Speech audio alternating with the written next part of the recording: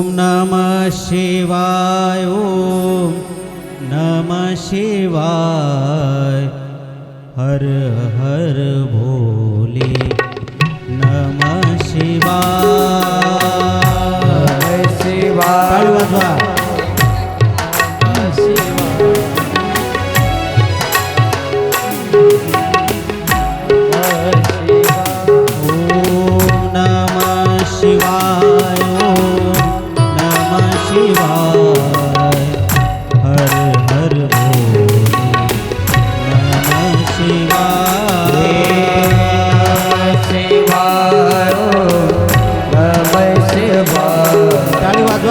भजन करा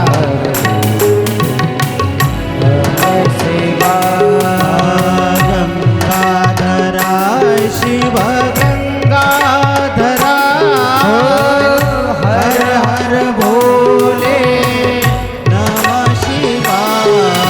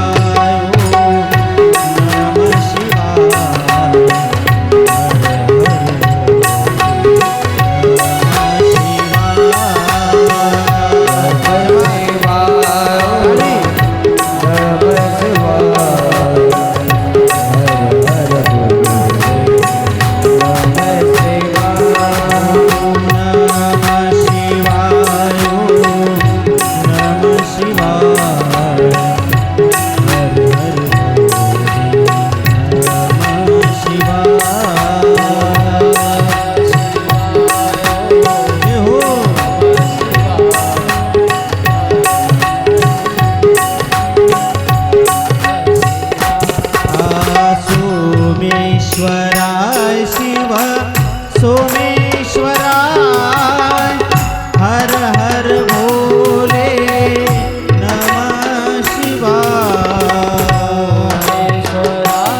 शिव सोमेश्वराय हर हर भोले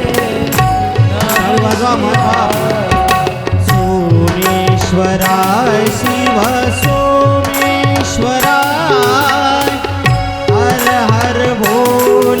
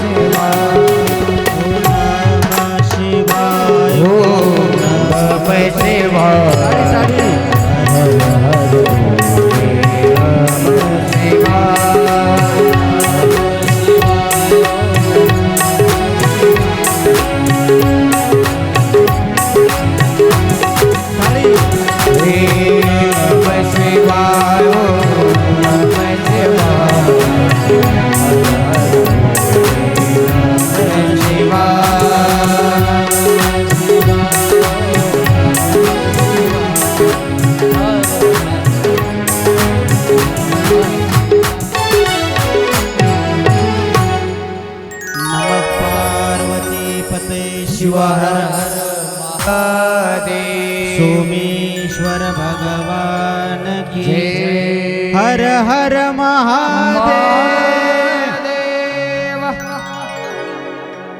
आवाज द्या वाढव। हॅलो।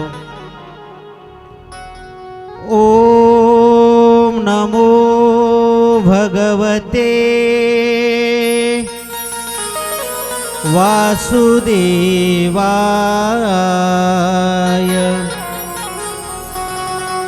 रिटर्न आला पाहिजे थोडा बघा आवाज। स्वस्ति श्री गणेशाय नमः। श्री सरस्वते नमः।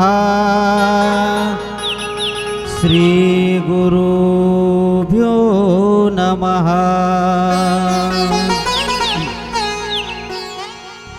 वक्रतुंड महाकाय सूर्यकोटि समप्रभ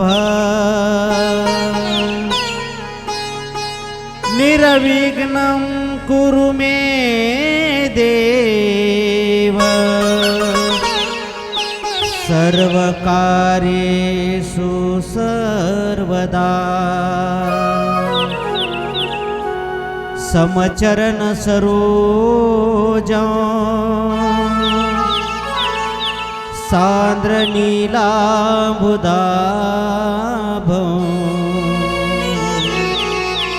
जगन्निहित पाण्यो मंडनो मंडनाना।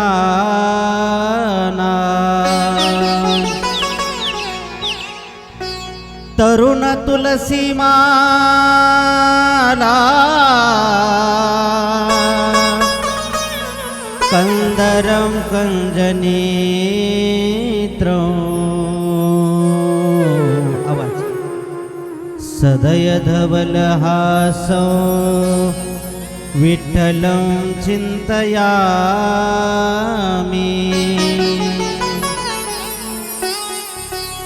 अलंकापुरी रम्यसिंहासनस्थो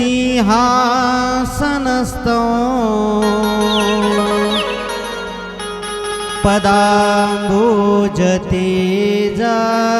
स्फुरद्दिक्प्रदेशो विधीन्द्रादिदेवये सदा स्तूयमानो। समाधिस्थमूर्त्यो भजे ज्ञानदेवं।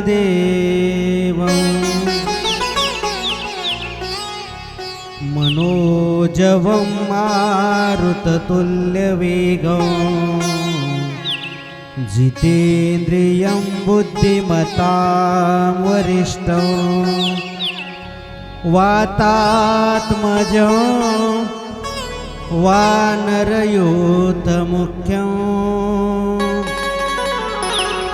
श्रीरामदूतं शरणं प्रपद्ये। सौराष्ट्रे सोमनाथं च श्रीशैले मल्लिकार्जुनम्। उज्जयिन्या महाकालम् ओमकारं ममलेश्वरम्। परल्यां वैद्यनाथं च डाकिन्यां भीमशङ्करम्। सेतुबन्धे तु रामेशं नागेशं दारुकावने। वाराणस्यां तु विश्वेशं त्र्यम्बकं गौतमी तटे। हिमालय तु केदार घुष्मेशं च शिवालये एतानि ज्योतिर्लिङ्गानि सायं प्रातः पठे नर सप्तजन्मकृतं पापं स्मरणेन विनश्यते त्रिदलं त्रिगुणाकारं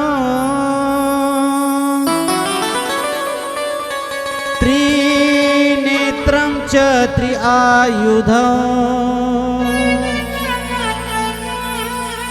त्रिजन्म पाप संहारम् एकबिल्वं शिवार्पणम् श्री शिवाय नमस्तुभ्यं मुखं व्याहरते यदा तन्मुखं पावनं तीर्थं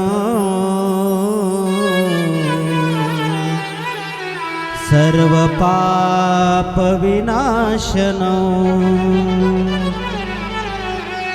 जय जय श्री राधारमण जय जय नवल किशोर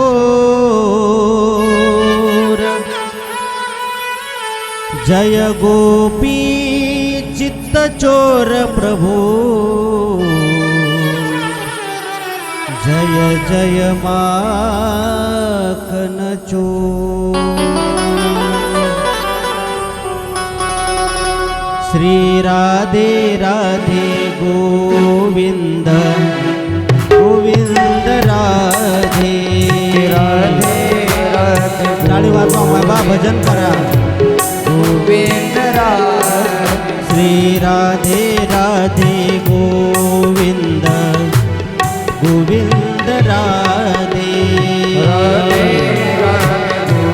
हाँ ताली गोविंद राधे गोविंद राधे गोपाल राधे गोविंद राधे गोपाल राधे गोविंद राधे गोपाल राधे गोविंद राधे गोपाल राधे गोविंद राधे गोपाल राधे गोविंद राधे गोपाल राधे गोविंद राधे गोपाल राधे गोविंद राधे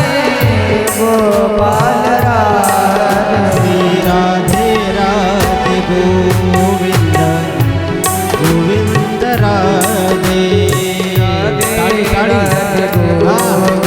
एक गोविंद राधे श्री राधे राधे गोविंद गोविंद राधे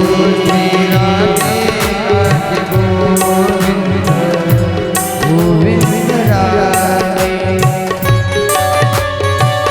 टाळी वाजली पाहिजे आपली टाळीचा आवाज एक माझ्याकडे लक्ष द्या वा वा हा थोडे हात वर करा थोडे हा वा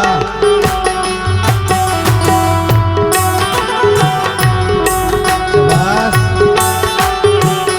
साक्षात पंढरपूर वाटायला आपल्या गावामध्ये पंढरपूर एक वा वा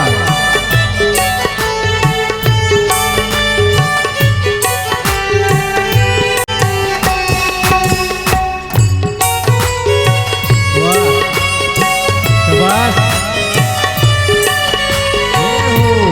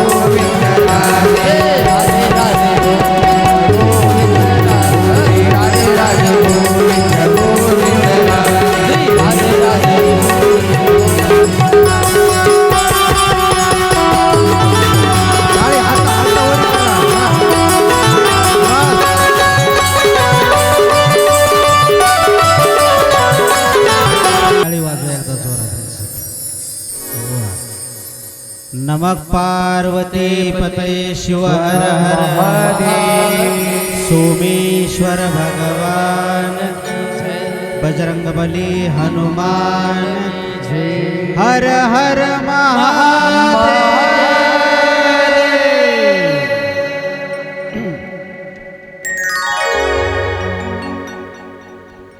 नमामि सद्गुरुं शांतं सच्चिदानंद विग्रहं पूर्ण ब्रह्म परानंदम ईश आळंदी वल्लभम माधुर्य रस कळोळा शिवशक्तिक रूपिणी अमृतानुभवार्थाय वंदे ज्ञानेश नंदिनी। नमोस्तुते व्यास विशाल बुद्धे फुल्लारविंदायत पत्र नेत्रम येन त्वया भारत तैलपूर्ण प्रज्वालितो ज्ञानमय प्रदीपः।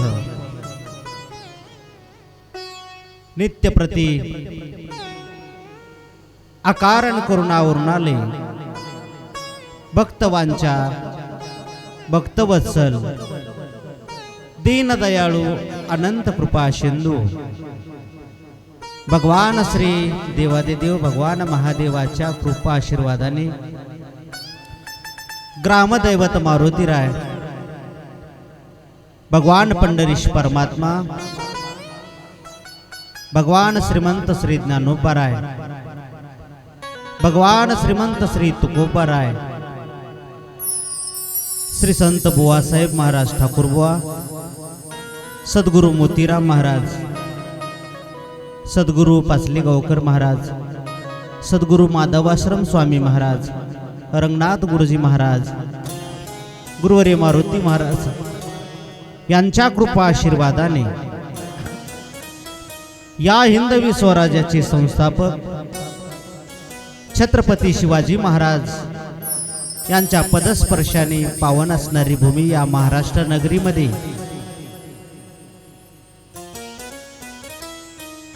परम पवित्र असणारे हे आपलं भारसवाडा गाव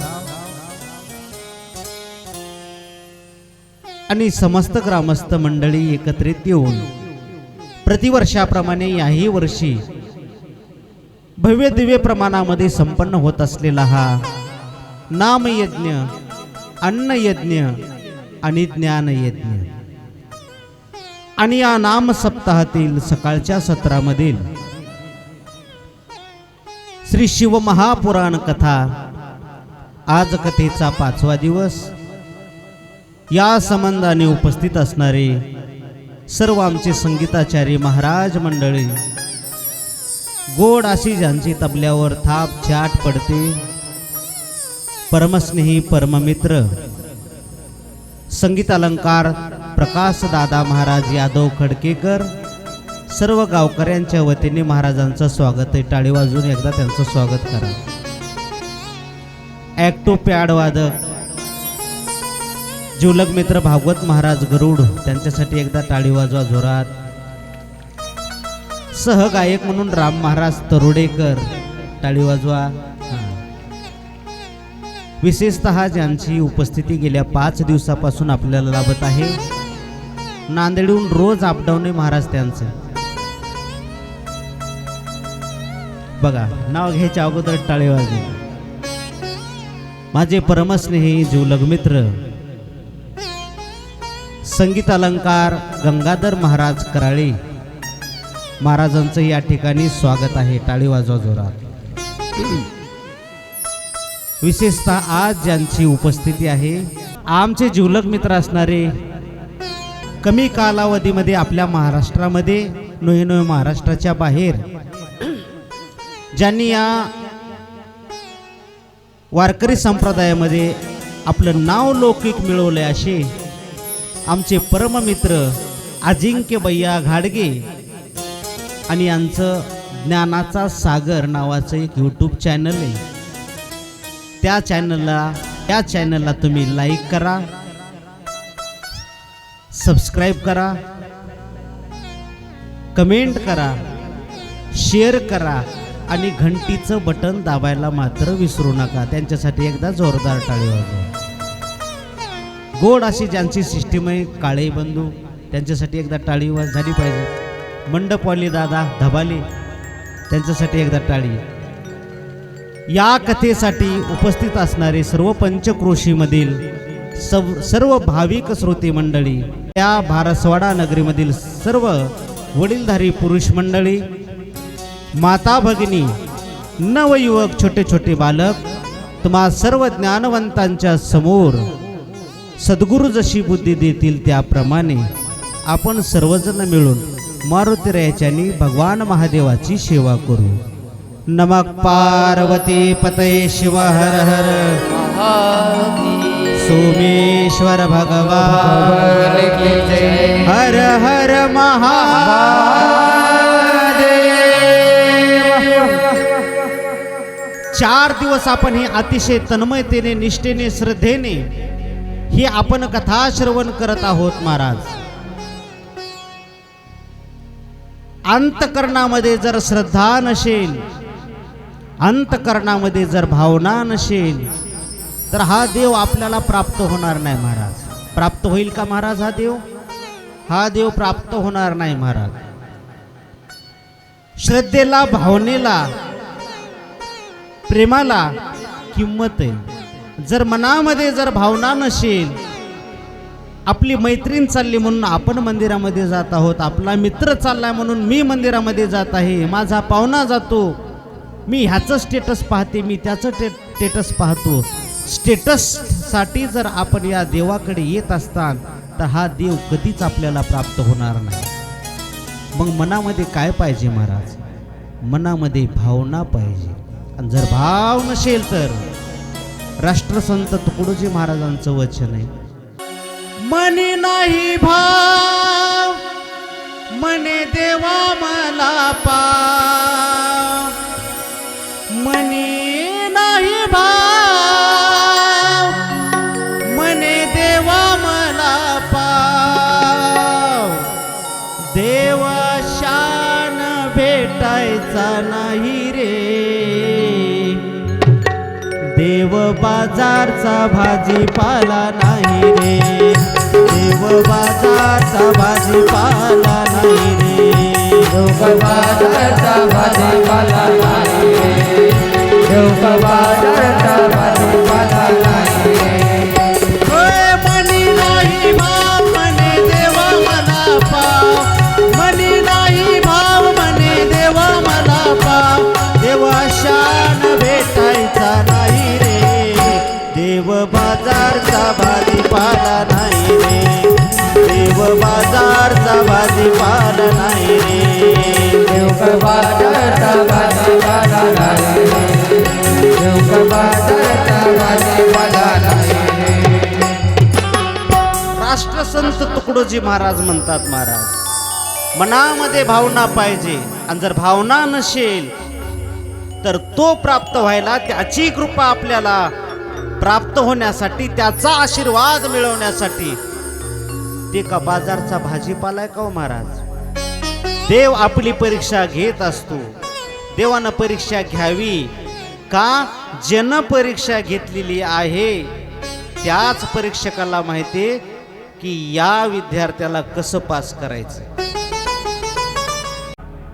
कमी माझी 2 पोरं उभा करू इकडे एक आणि इकडे, कसं तुम्ही म्हणता तसं.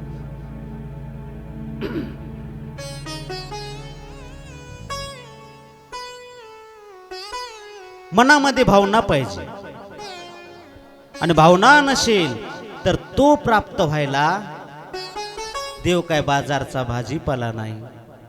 मनी नाही भाव, मने देवा मला पाव.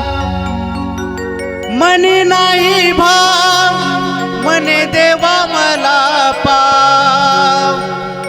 देव शान भेटायचा नाही रे, देव बाजारचा भाजीपाला नाही रे, देव बाजारचा भाजीपाला नाही रे. म्हणून मनामध्ये भावना पाहिजे महाराज. प्रेम पाहिजे, श्रद्धा पाहिजे. मग या भगवान शंकराच्या पूजेने काय होईल महाराज? वेद महर्षी व्यासदेव महाराज म्हणतात की भगवान शंकराची जर आपण पूजा केली तर आपल्याला आपल्या जीवनामध्ये संपदा प्राप्त होते, आपलं दारिद्र्य जातं, गरिबीचा नायनाट होतो.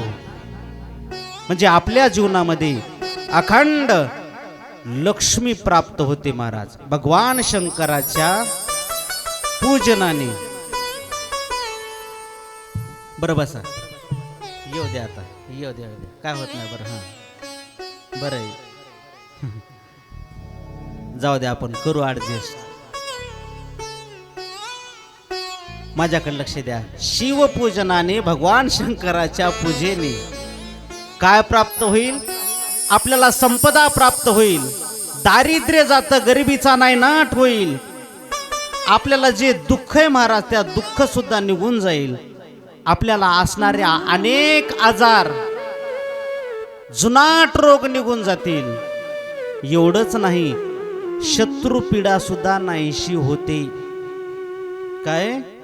मग शत्रू निर्माण करण्यासाठी एखाद्या सोबत भांडणच करावं लागतं बरं का अजिंक्य भैया. असं बी नाही, तुम्ही फक्त चांगलं वागून बघा. चांगलं जरी वागले तरी शत्रू निर्माण होतात. मग शत्रूचा नायनाट करायचा आहे तर या भगवान शंकराची पूजा केली पाहिजे. आज शनिवार आहे महाराज. मग शत्रुपीडा नाहीशी करायची तर त्याच्यासाठी एक योग वेद महर्षी व्यासदेव महाराजांनी याच्यामध्ये एक उपाय सांगितलाय. अनेकाला अनेक शत्रू आहेत. मग कोणी जवळचे असतील, कोणी लांबचे असतील. आणि शत्रू हे लांबचे नसतात, शत्रू हे जवळचेच असतात. एका पिक्चर मध्ये डायलॉग आहे, हमें तो अपनों ने लूटा, गहरों में कहा दम था. म्हणजे आपलीच व्यक्ती आपल्यासोबत दुश्मनी करायला तयार होते. म्हणजे मत्सर वाढला माणसाचा. म्हणून एक मी नेहमी वाक्य सांगतो, या जगामध्ये अशी व्यक्ती निर्माण झालीत महाराज की त्याला स्वतःला किती दुःख आहे याच्याशी त्याला काही घेणं देणं नाही. त्याला दुःख आहे, त्याला एखादा रोग आहे, त्याला एखादा आजार आहे, त्याला त्याच्या जीवनामध्ये गरिबी आहे, याच्याशी त्याला काही घेणं देणं नाही. अर्थात त्याला दुःख आहे. स्वतःच्या दुःखानं माणसं सध्या दुःखी नाही, परंतु दुसऱ्याच्या सुखानं दुःखी होणारी माणसं आज जास्त झाली. अर्थात मत्सर वाढा, अर्थात एकमेकासोबत वैरत्व निर्माण करतात. मग असं वैरत्व असेल, शत्रुपीडा जर नाहीशी करायची असेल तर या भगवान शंकराच्या शिवलिंगाला दर शनिवारी अशी 5 शनिवार मोहरीचं तेल घ्यायचं. कोणतं तेल? सरसो का तेल, म्हणजे मोहरीचं तेल. आता हिंदीत कथा करायची म्हणल्यावर तुम्हाला सांगावं लागलं. मोहरी म्हणजे सरसो का तेल एक कटोरी में लेने का. कशात? छोटी वाटी असते त्याच्यात घ्यायचं. आणि रात्रीच्या वेळी 7 ते 9च्या दरम्यान भगवान शंकराच्या त्या मंदिरामध्ये जाऊन त्या मोहरीच्या तेलामध्ये काळे तीळ टाकायचे. कोणते तीळ? असे 1 चमचाभर तीळ टाकायचे आणि भगवान शंकराला सांगायचं, देवा भोले बाबा दया करना,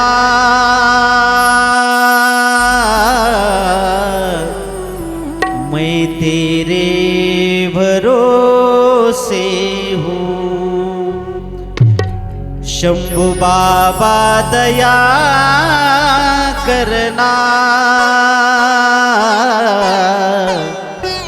मैं तेरे भरोसे हूँ. ना घर के भरोसे हूँ, ना परिवार के भरोसे हूँ, ना घर के भरोसे हूँ, ना परिवार के भरोसे हूँ, बोले बाबा दया करना, मैं तेरे भरोसे हूँ. देवा, मला अनेक शत्रू तयार व्हायले, करुणेने आवाज द्यावा महाराज त्या देवाला. हा भगवान शंकर, हा भगवान महादेव आपल्याला आपल्या जीवनामध्ये ऐश्वर्य प्राप्त करून दिल्याशिवाय राहणार नाही.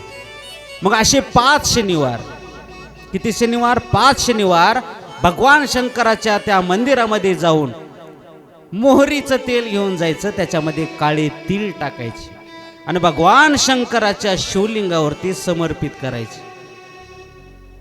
असे 5 शनिवार केल्यावर 6व्या शनिवारी 9881375519 ला फोन लावायचा. नमक पार्वती पते शिव हर हर महादेव सोमेश्वर भगवान की जय. हर हर महादेव. आणि तुम्ही सांगणार महाराज, लुटा दिया भंडार काशी वाले ने, कर दिया माला माल काशी वाले ने. हा टाळी. लुटा दिया शाबास. एक. काशी वाले. हा हा. कर दिया माला माल काशी वाले. लुटा दिया भंडार काशी वाले ने, कर दिया माला माल काशी वाले ने. लुटा दिया शाबास. टाळीचा आवाज येईल, टाळी. कर दिया माला माल काशी वाले.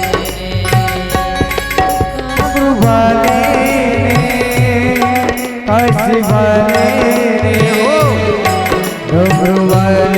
वा वा.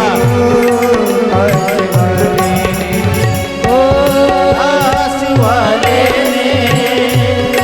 काशी वाले ने. हा हा टाळी. तुमच्याकडे कॅमेरा आहे.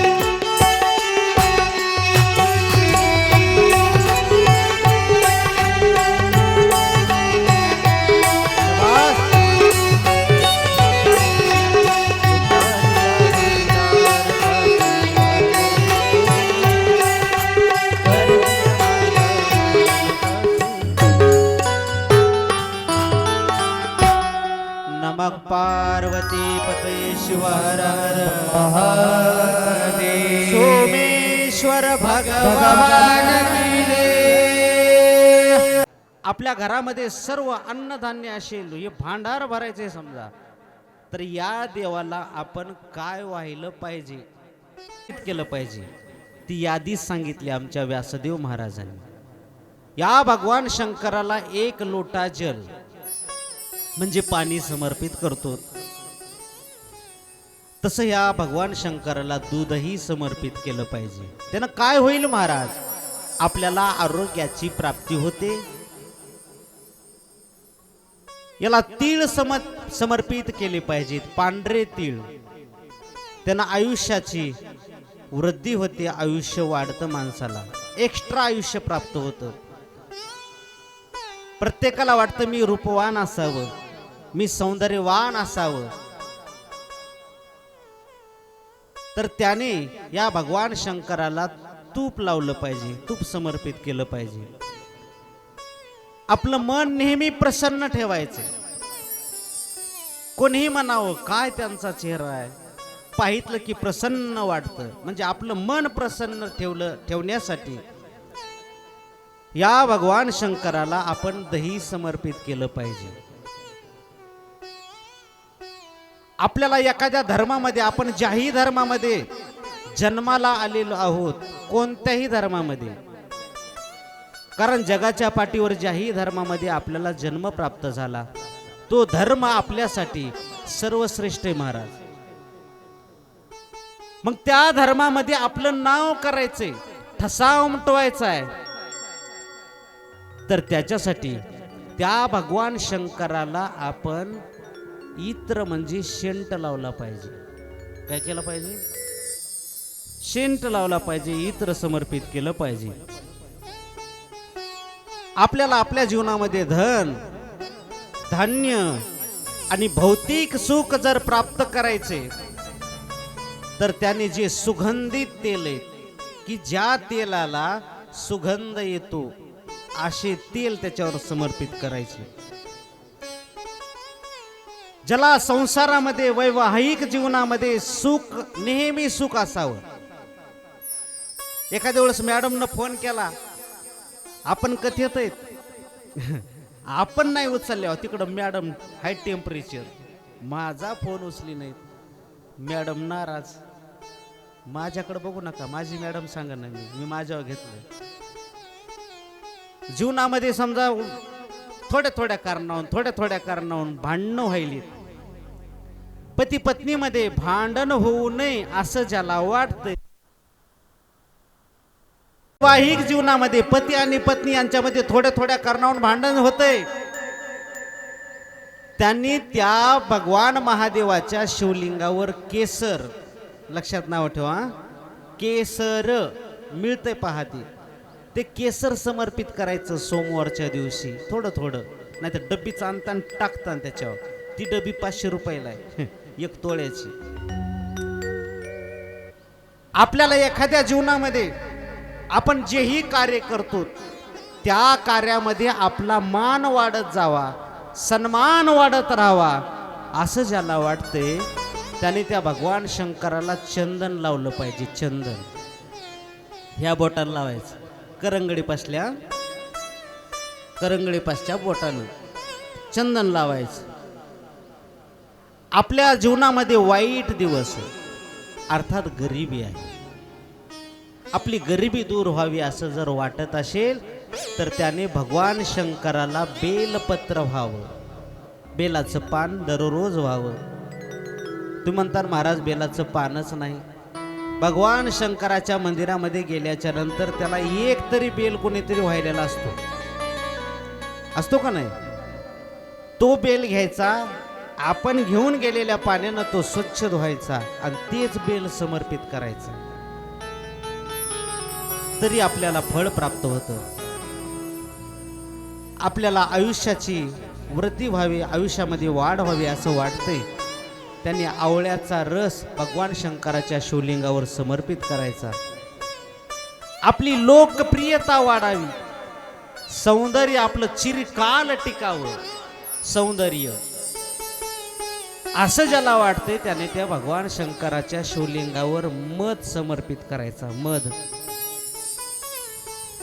एखाद्याला एखाद्याच्या जीवनामध्ये संतान नाही महाराज, मुलगा नाही न मुलगी नाही, त्याने त्या भगवान शंकराला गहू समर्पित केले पाहिजे दररोज. एकादश सोडून. काय सोडून? एकादशीला गहूही वाद जाऊ नका, एकादशीला तांदूळही वाद जाऊ नका, आणि एकादशीला तीर्थही घेत जाऊ नका, बरं का. संतान सुख प्राप्त करायची तर त्याला धोत्र्याचा गट्टू, धोत्र्याचं फूल आपण समर्पित केलं पाहिजे. आपल्या जीवनामध्ये समृद्धी यावी, ऐश्वर यावं असं जर वाटत असेल तर भगवान शंकराच्या शिवलिंगावर थोडी थोडी साखर समर्पित केली पाहिजे. आपल्याला जीवनामध्ये अखंड लक्ष्मीचा स्रोत वाढत राहावा, सारखी लक्ष्मी आपल्या घरामध्ये यावी असं जर वाटत असेल तर त्यांनी सोमवारच्या दिवशी कोण्याही वेळेला आणि बुधवारी प्रदोष काळामध्ये उसाचा रस समर्पित करायचा. आपल्या जीवनामध्ये नकारात्मकता आहे. एखाद्याने एखादं काम कर म्हणून सांगितलं की आपण त्याच्याविषयी निगेटिव्ह विचार करणार. जर आपल्याला जर कोणी म्हणलं चल कथेला, ती तो कायच होतंय, ते खरंच असतंय का, चल जेवायला, ती तांदूळच निसलेले असतील का, त्या चपाती भाजलेलीच असेल का, म्हणजे असं जर नकारात्मकता येत असेल तर त्यांनी मुगाची डाळ बर का, मुग नाही, मुगाची डाळ समर्पित केली पाहिजे. आपल्या जीवनामध्ये आपल्याकडून अनेक दोष झालेत, एखादं पाप कर्म झाले, मग त्याचा नायनाट करायचा असेल तर आपण त्या भगवान शंकराच्या शिवलिंगावर गंगाजल, गोदावरी मातेचं, ज्याही काही गंगा आहेत त्यांचं जल आपण समर्पित केलं पाहिजे. तुम्ही म्हणता बरं गडे हे उपाय, एखाद्याला शिव्या द्यायच्या आणि लगेच गेला गोदावरी मातेला, आणलीच बाटली भरून, आणलाच हांडा भरून आणि रिचूला मारा त्याच्यावर. तसं नाही, एकदा बरं का. माता लक्ष्मीची कृपा प्राप्त करायची तर त्याने गुळ वाटला पाहिजे. गुळ काय करावा, भगवान शंकराच्या समोर ठेवायचा, किंवा असं शिवकथा जिथं सुरू आहे तिथं गुळ वाटला पाहिजे. आपलं कामच होय ना, एखादं प्लॉट घेतलाय, त्याला इसार दिलाय आणि नंतरचे पैसे जमा होय नाही, किंवा कोणतं काम मार्गीच लाग नाही, काम थांबायलेत, सोयरीकी आली, पाहुणे बघून चाललेत, निरोप दे नाहीत, मुलगा असो किंवा मुलगी, असं जर होत असेल तर त्याने भगवान शंकराला लवंगा व्हायला सुरुवात करायची. लवंग. मग 5 व्हा, 7 व्हा, 9, 11, 21.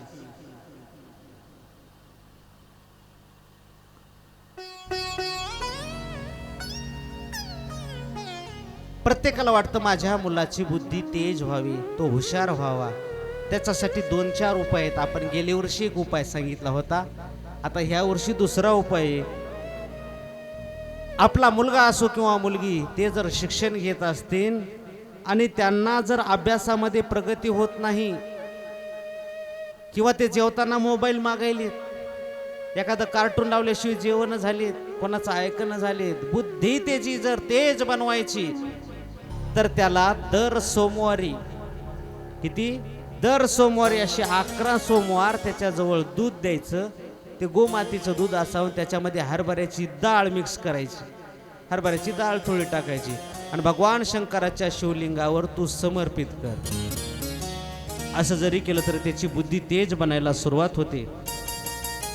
आपल्याला शरीराचे कष्ट आहेत महाराज, एखाद्याला दुर्बलता आहे, एखाद्याचं बोट काम करणे, एखाद्याचा हात काम करणे, एखाद्याचा पाय काम करणे, म्हणजे शरीराची व्याधी आहे.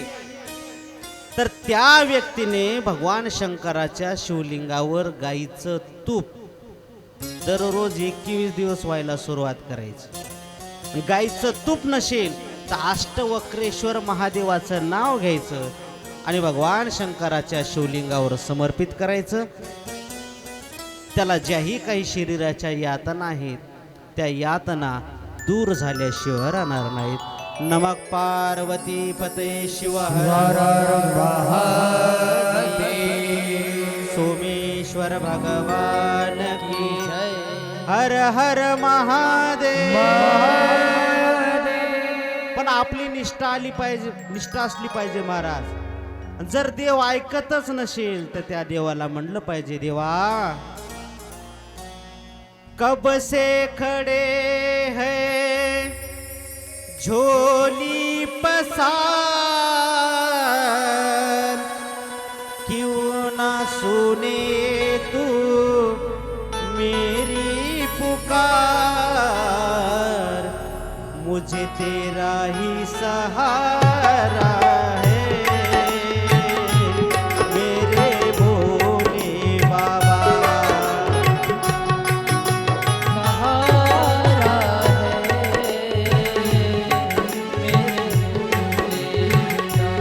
ओ कब से खड़े हैं झोली पसार, क्यों ना सुने तू मेरी पुकार, मुझे तेरा ही सहारा है मेरे भोले बाबा. मैंने तुम्हें ही पुकारा है मेरे भोले बाबा. कब से खड़े झोली पसार, क्यों ना सुने तू टाळी वाजवा. हमारी पुकार. कब से खड़ा है मेरे भोले बाबा, मैंने तेरा सहारा. महाराज तुम्ही म्हणता हे महाराज लेस म्हणायला लावले महादेव, कारण याच्यामध्ये एक असा उपाय महाराज, जर देव ऐकच नाही, आपल्या धर्मावर संकट आले, कशावर, आता आपल्याला काहीच दिसत नाही, सगळे मार्ग बंद आहेत, तर त्यावेळेस सर्व देवी देवता कोणाकडे जातात, ह्या सर्व देवी देवता महादेवाकडे जातात. आणि महादेव नेहमी ध्यान करत बसलेले असतात. ओ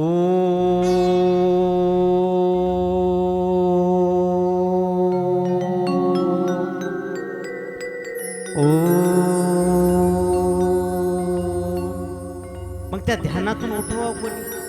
एका व्यक्तीने उठवलं होतं, त्याचं नाव कामदेव. भगवान शंकराला राग आला आणि भगवान शंकराने त्या कामाला जाळून टाकलं महाराज तिसऱ्या डोळ्यानं. मग असा असणारा हा देव आहे, मग त्याला जर समाधीमधून उठवायचे ना, आपल्यावर तर धर्म संकट आहे, तर भगवान शंकराच्या त्या मंदिरामध्ये जाऊन त्या शिवलिंगासमोर जाऊन तीनदा त्या देवाच्या नावाचा उच्चार करावा लागतो. काय म्हणावं लागतं, एकदा हात वर करा, शाबास. महादेव महादेव महादेव.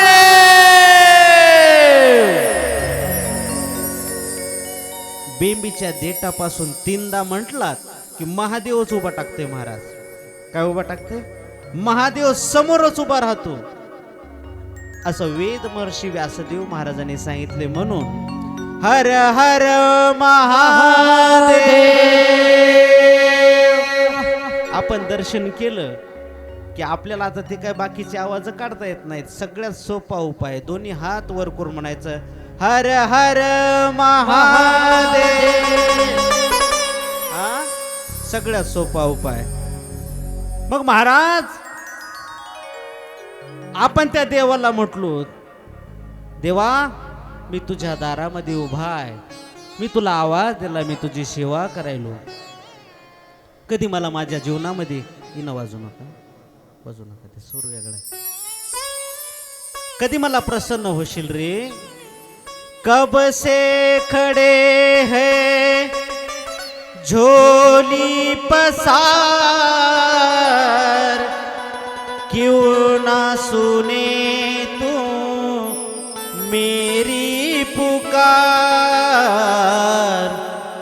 मुझे तेरा ही सहारा है मेरे भोले बाबा, मैंने तुम्हें ही पुकारा है मेरे भोले बाबा. देवा, मी किती दिवसापासून तुझी सेवा करलो, तुझ्या मंदिरामध्ये उभा आहे. तू मला कधी प्रसन्न होणार आहेस रे? का?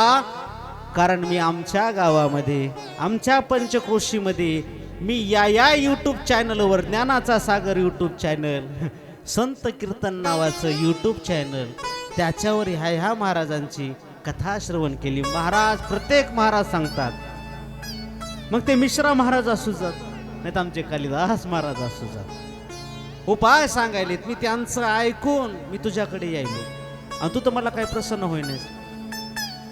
त्या महाराजांना सांगितलं काय?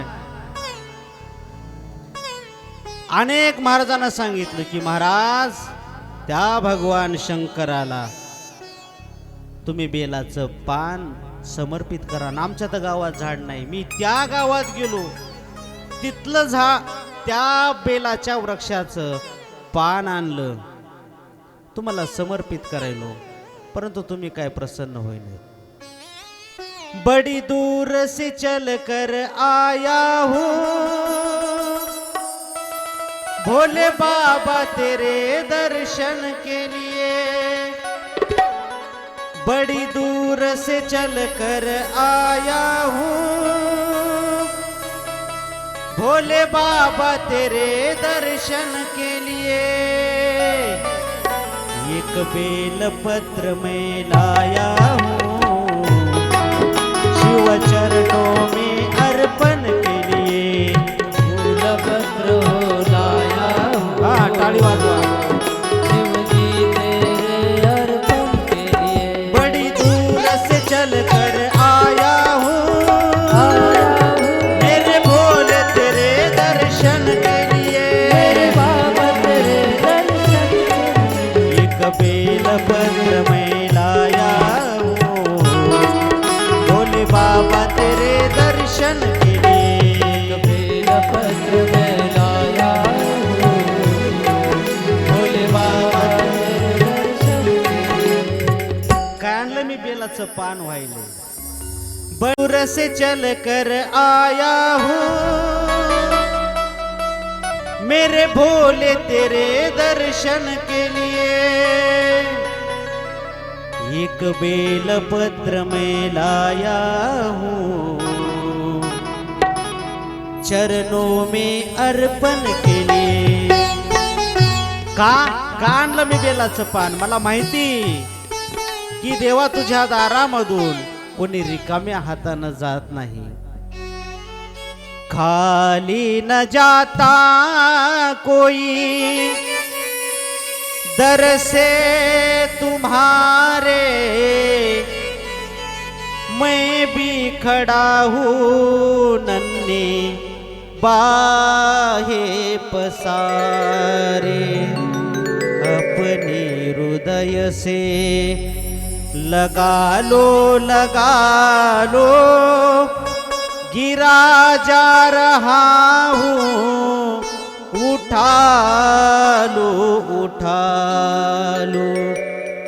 भोले अपने दर से अब न टालो,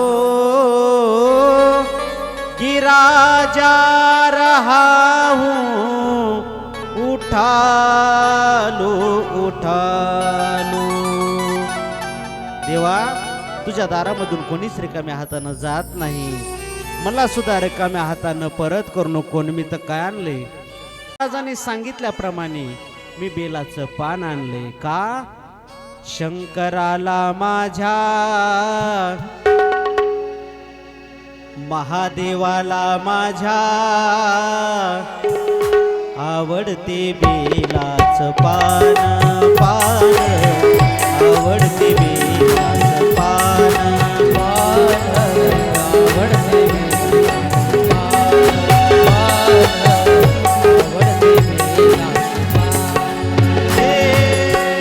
गळ्यात शोभती रुद्राक्ष माळा, गळ्यात शोभती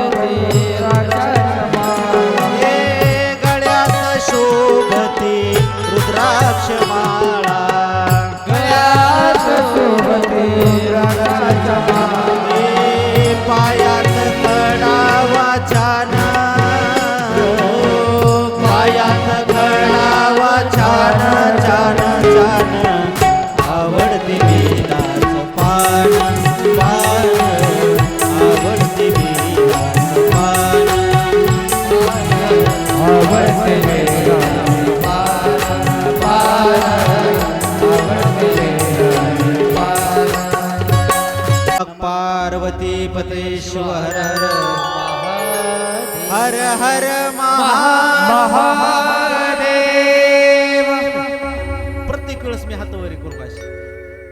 आपण एकमेकांमध्ये चर्चाही झाली की ज्याप्रमाणे मला आदिमाया शक्तीने जगदंबा मातेने सांगितले, अर्थात तुझ्या तुझ्या उदरामध्ये प्रत्यक्ष जगदंबा माताच आता वास करत आहे असं मला अनुभूती येईल. आणि कालांतरानंतर 9 महिने 9 दिवस पूर्ण झाले आणि प्रत्यक्षात त्या राजा दक्षाच्या घरी जगदंबा माता प्रगट झाली. जगदंबा माता की जय. ती लहानाची मोठी होऊ लागली, ती रांगू लागली, ती अनेक लीला करू लागली. आणि तिच्या समोर काही दासी गीत गाऊ लागल्या. महाराज भगवान शंकराची गुणगान गाऊ लागल्या. तिला बोलता येऊ लागलं त्या, परंतु ती काय बोलत होती? ती सुद्धा भगवान शंकराचं भजन करत होती. श्री शिवाय नमस्तुभ्यं श्री शिवाय नमस्तुभ्यं श्री शिवाय नमस्तुभ्यं श्री शिवाय नमस्तुभ्यं श्री शिवाय नमस्तुभ्यं श्री शिवाय नमस्तुभ्यं श्री शिवाय नमस्तुभ्यं श्री शिवाय नमस्तुभ्यं श्री शिवाय नमस्तुभ्यं श्री शिवाय नमस्तुभ्यं श्री शिवाय नमस्तुभ्यं श्री शिवाय नमस्तुभ्यं श्री शिवाय नमस्तुभ्यं श्री शिवाय नमस्तुभ्यं श्री शिवाय नमस्तुभ्यं श्री शिवाय नमस्तुभ्यं ओम नमः शिवाय ओम नमः शिवाय ओम नमः शिवाय ओम नमः शिवाय ओम नमः शिवाय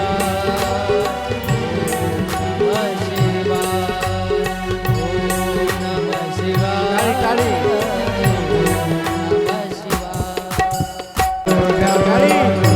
शिवाय शिवाय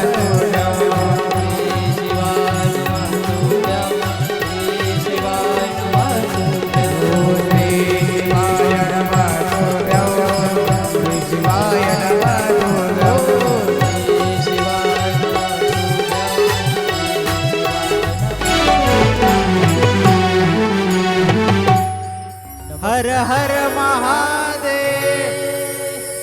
ती गुणगान करू लागली, देवाचं बोलू लागली.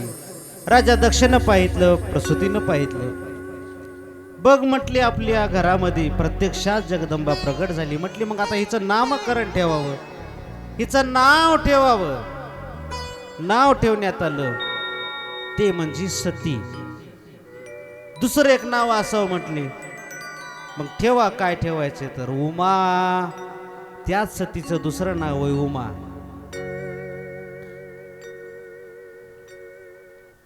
मग ही लहानाची मोठी होऊ लागली.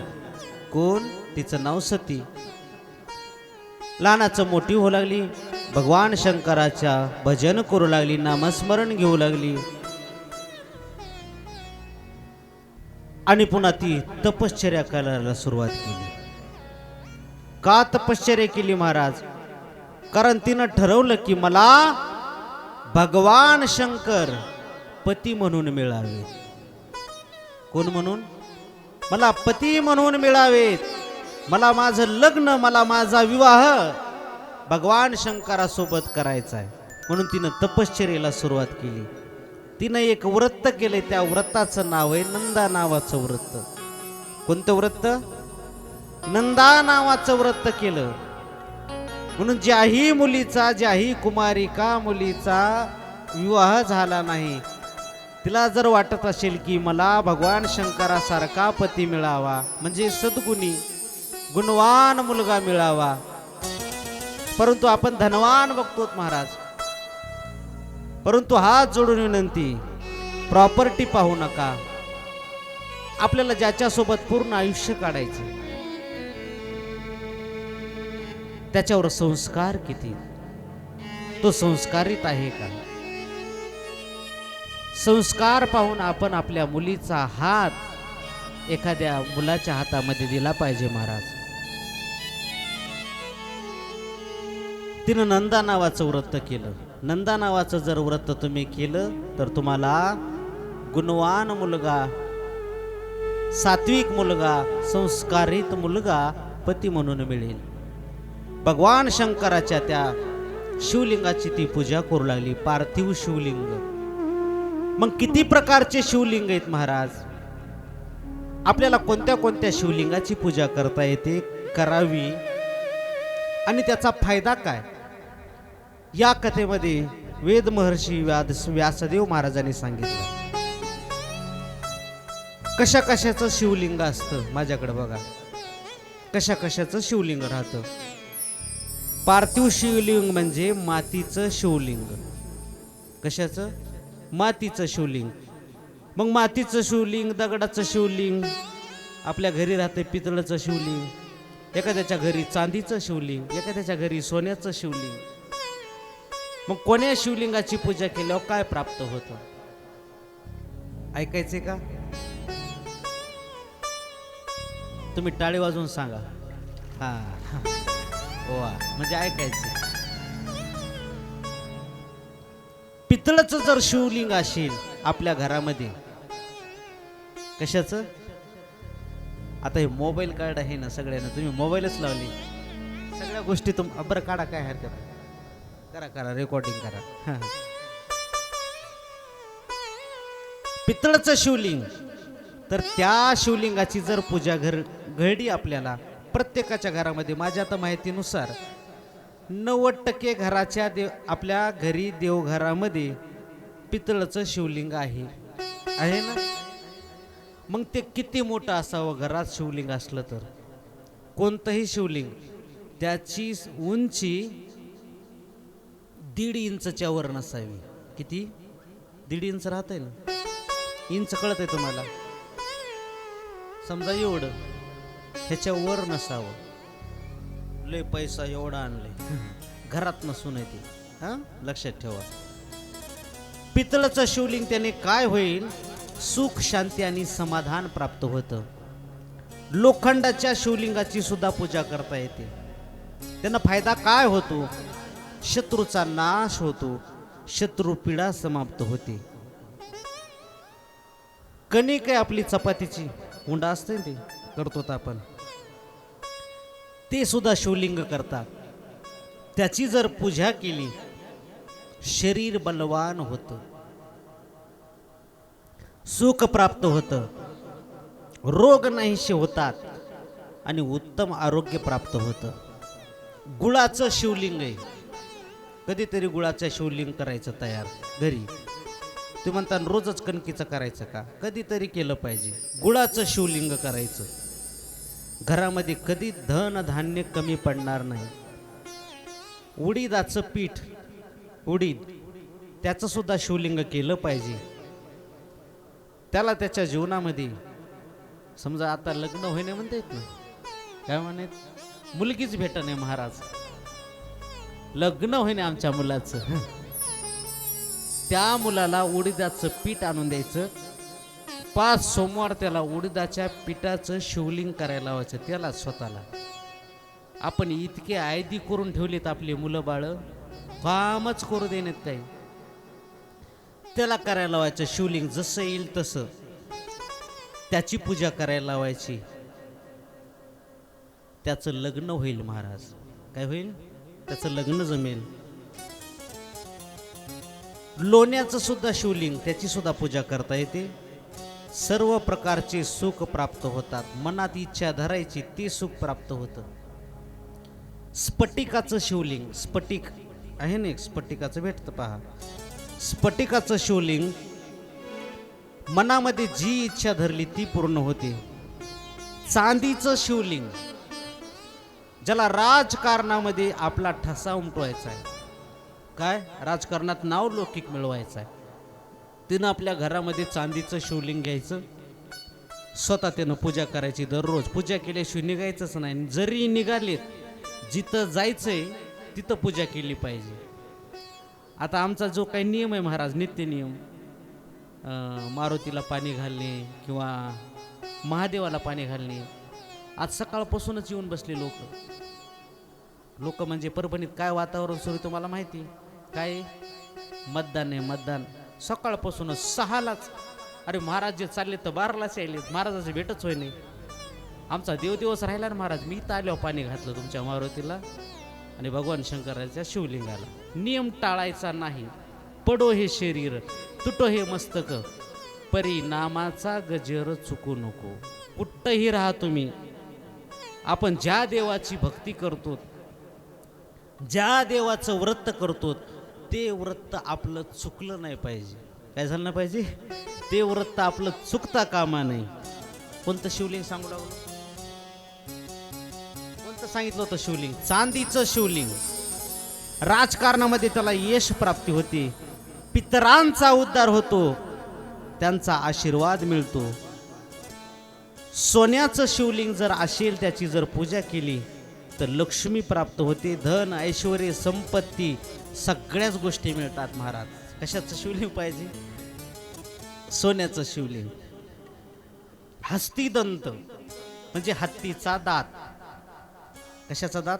हस्तिदंत. त्याचं जर शिवलिंग बनवलं तर आपल्याला सेनापती पद प्राप्त होतं. म्हणजे तुम्ही ज्या राज्यामध्ये आहात, मुख्यमंत्री होतात, ज्या देशामध्ये आहात त्या देशाचा तुम्ही पंतप्रधान होतात, म्हणजे मोठं पद प्राप्त होतं. तांब्याचं शिवलिंग, त्याची जर पूजा केली तर शरीर निरोगी राहतं, दीर्घ आयुष्य प्राप्त होतं, आपण बलवान होतो. काशाचं शिवलिंग जर आपण त्याची जर पूजा केली तर आपल्याला समाजामध्ये मान सन्मान प्राप्त होतो, पद प्रतिष्ठा प्राप्त होते, आपलं कीर्ती नाव लौकिक आपल्याला मिळवता येतं. शिस एक आहे बघा, शिष्याचं जर आपण शिवलिंगाची पूजा केली तर व्यक्ती दीर्घ आयुष्य बनतो. गायीच्या शेणापासून बनवलेलं जे शिवलिंग आहे त्याची पूजा जर केली तर आपल्याला असणारे जे छोटे छोटे आजार आहेत ते आजार सुद्धा आपले दूर होतात. नमः पार्वती पतये शिव हर हर महादेव. सोमेश्वर भगवान की जय. या संधीनं मग शिवलिंगाची पूजा केली, भगवान शंकराच्या नामाचा उच्चार केला. सर्व देवी देवता भगवान शंकराला जाऊन सांगू लागले की ती तुमची तपश्चर्या करायली, तुम्ही जाऊन पहा. भगवान शंकर त्या ठिकाणी आले. बोल सती, तुला काय पाहिजे?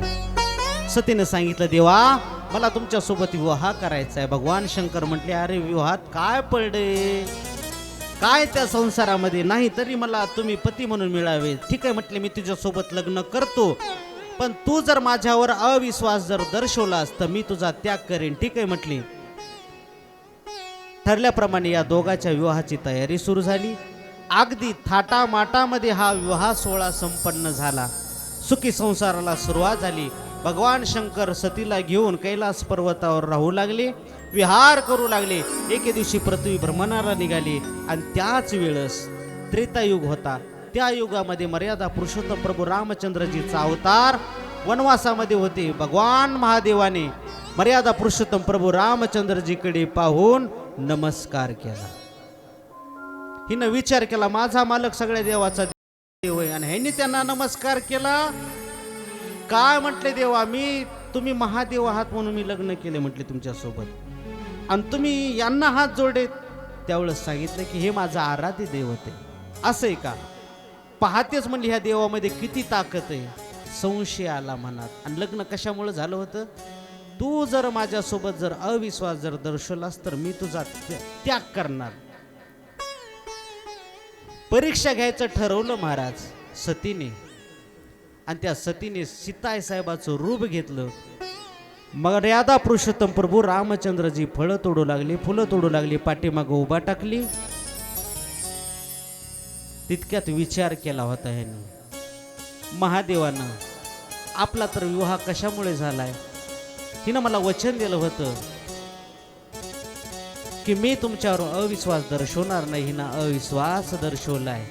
त्यावेळेस भगवान महादेवांनी सांगितलं होतं की जो तुम्हारे मन अति संदेहो, जो दिल चाही परिचाले हो, श्री राम जय राम जय जय राम.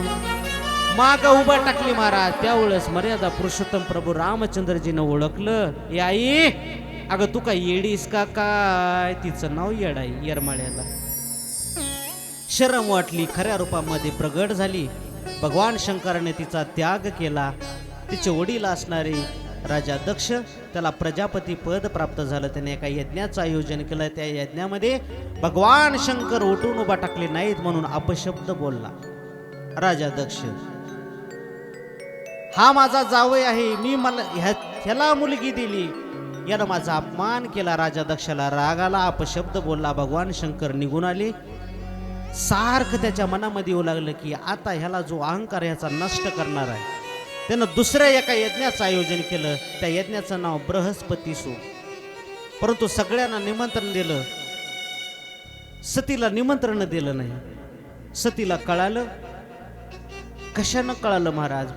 भगवान महाविष्णून आणि लक्ष्मी आई साहेब गरुडावर बसून निघाले.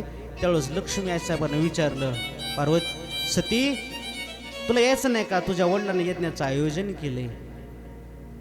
सती शांत बसली महाराज. सतीनं काही बोलून दाखवलं नाही.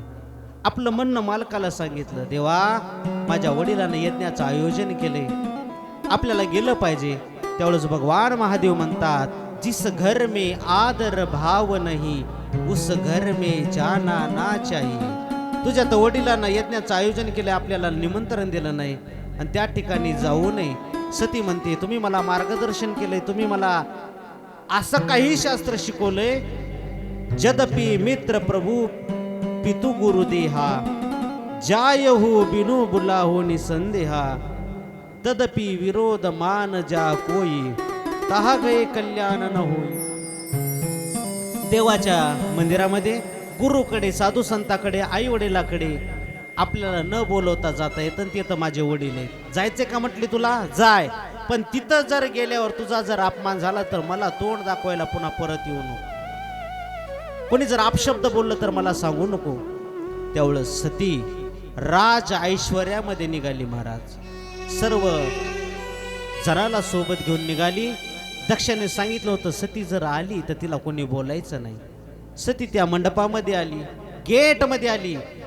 तिच्या ज्या बाकीच्या बहिणी होत्या त्यांनी तोंड दुसरीकडे केलं महाराज. तिच्या लक्षात आलं माझ्यावर कोणी, हे सगळेजण नाराज आहेत, कोणीच मला मान सन्मान देत नाही. तिच्या कानावर आवाज जातील अशा त्या बहिणी बोलू लागल्या. हिचा मालक राहतो स्मशानात, ह्याच्याकडं नाही गाडी, आणि त्याची साथी सोबती कोण भूतन, वेताळण, पिशाचन, काय म्हणले त्याला, तर प्लॉट नाही, त्याला घर नाही, त्याला फोर व्हीलर गाडी नाही, त्याला आल्टो नाही, त्याला इंडिगो नाही, त्याला फॉर्च्युनर नाही, स्कॉर्पिओ नाही, काहीच नाही. सतीला फार दुःख झालं महाराज. कोणी मान सन्मान देईन, परंतु तितक्यामध्ये त्या सतीची आई जवळ आली. सती कधी आलीस? सतीला बरं वाटलं महाराज. सतीच्या डोळ्यामधून अश्रूच्या धारा होऊ लागल्या. सतीला वाटलं की या जगामध्ये माझा आता कोणी नाही तरी कोणी आहे, ती म्हणजे माझी आई आहे. कारण जगाच्या पाठीवर एकमेव पात्र आहे महाराज, त्या पात्राचं नाव म्हणजे आई. आणि आई जोपर्यंत जिवंत आहे, आपले वडील जोपर्यंत जिवंत आहेत, तोपर्यंत आपण त्यांची सेवा केली पाहिजे. ज्याच्या जीवनामधला बाप गेला त्याला बाप जाण्याचं दुःख विचारा. ज्याच्या जीवनातली आई गेली त्याला आई जाण्याचं दुःख विचारा महाराज. ढगा आड गेलेला सूर्य दिसेल पण माती आड गेलेली आई दिसणार नाही. स्वामी तिन्ही जगाचा आई विना भिकारी. आई एकमेव पात्र असे की त्या आईचे उपकार आपण कधीच फेडू शकत नाहीत महाराज. म्हणून डोळे मिटून प्रेम करते तिला प्रेयशी म्हणतात. डोळे मिटल्यासारखं करते तिला मैत्री म्हणतात. डोळे वटारून पण प्रेमच करते तिला पत्नी म्हणतात. प्रेम असून सुद्धा न दाखवता प्रेम करतो त्याला बाप म्हणतात.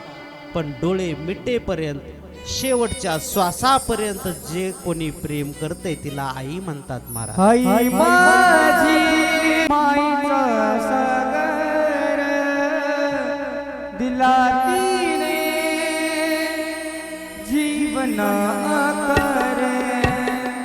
आई माझी माईचा सागर दिला तिने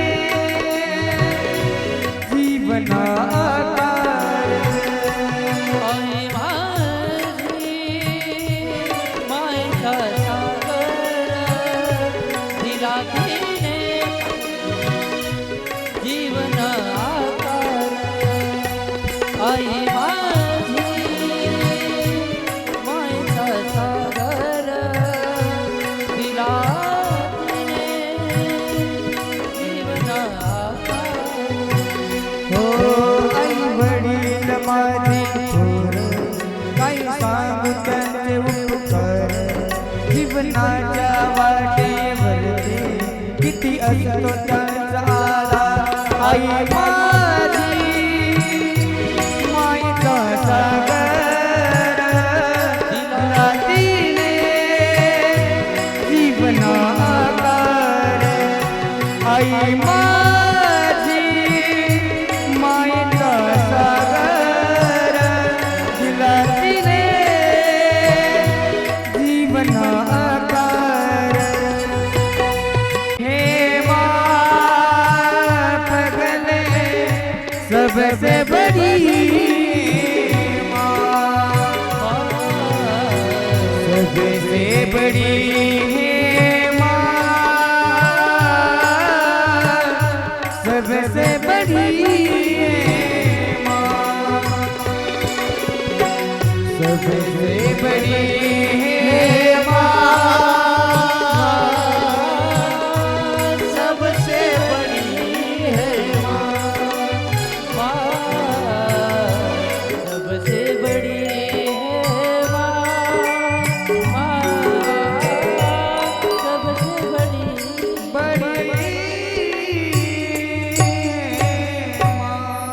आईचं गुणगान आपण किती करूत महाराज. का? कारण या आईचं महत्व किती जरी सांगण्याचा प्रयत्न केला तरी ते न संपणार आहे. निस्वार्थ प्रेम करणारं पात्र ते म्हणजे आई आहे. आई प्रेमाचा सागर आहे. एवढंच नाही, ज्या दिवशी मुलं बाळा यांच्या जीवनामध्ये झाले त्या दिवसापासून अतोनात प्रयत्न आपल्या मुलाबाळासाठी करणारी आई आहे. आई कशी आहे महाराज? एका विदर्भामधल्या कवयित्रीने सांगितले, हंबरुनी वासराले साठती जवा गाय, तवा मले तिच्यामध्ये दिसती माझी माय, दिसती माझी माय. आया बाया सांगत होत्या होतो जवाताना, दुष्काळात मायेच्या माझ्या आटला होता पाना. पिठामध्ये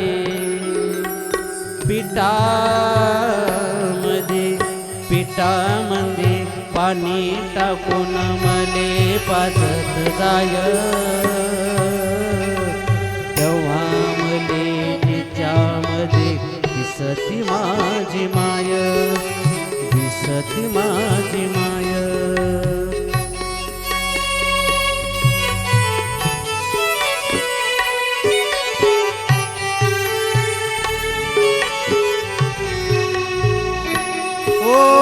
कान्या कुट्या वेचायला माय जाई राणी, पायात नसे वाहन तिच्या फिरे अनवानी.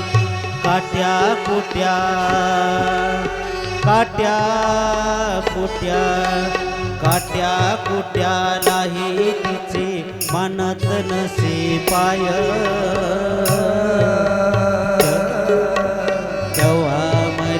तिच्यामध्ये दिसती माझी माय, दिसते माझी माय, दिसते माझी माय. असे आईचे उपकार आहेत महाराज आपल्यावर. आणि जोपर्यंत आपली आई जिवंत आहे तोपर्यंत आपण आपल्या आईची सेवा केली पाहिजे. भले ती म्हातारी असेल, भले ती रूपवान नसेल, भले तिच्याकडे पैसा नसेल, तिला कसं राहावं या सोशल मीडियाच्या जमान्यामध्ये हे माहीत नसेल, परंतु म्हातारपणामध्ये आपण आपल्या मातेला वाऱ्यावर सोडू नका महाराज.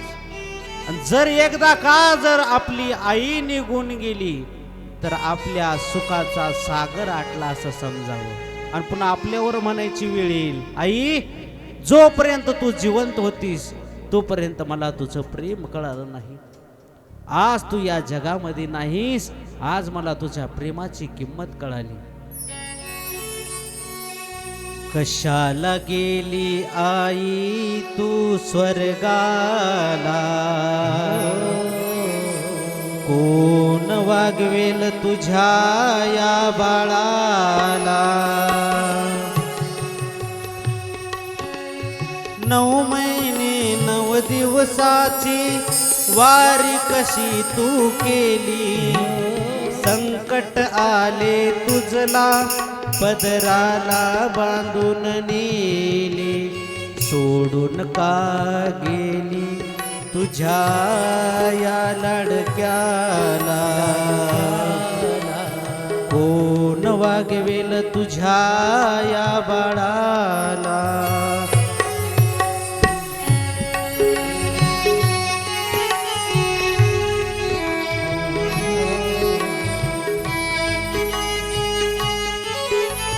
आई तोपर्यंत मला माहिती ग ह्या जीवनामध्ये आता कोण मानव आहे कोण दानव आहे याचा काही मला ठाव ठिकाणा लागत नाही.